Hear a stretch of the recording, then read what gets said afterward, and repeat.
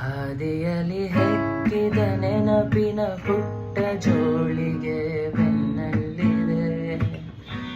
ಆಡದಿರು ಸಾವಿರ ಪದಗಳ ಮೂಕ ಸೇತುವೆ ಕಣ್ಮುಂದಿದೆ. ಈ ಹೆಜ್ಜೆಯ ಗುರುತೆಲ್ಲವ ಅಳಿಸುತ್ತಿರೋ ಮಳೆಗಾಲವೇ. ಇನ್ನಯ ಮಡಿಲಲ್ಲಿರೋ ಬರಿಗಾಲಿನ ಮಗುವಾಗುವೆ.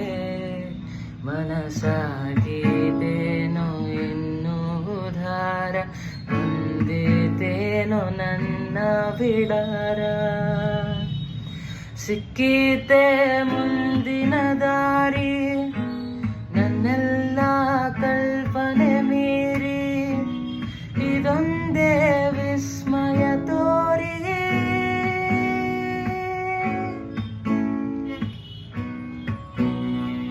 ಕಾಗದದ ದೋಣಿಯಲ್ಲಿ ನಾನು ರುವಂತ ಹೊತ್ತಾಯಿತೆ.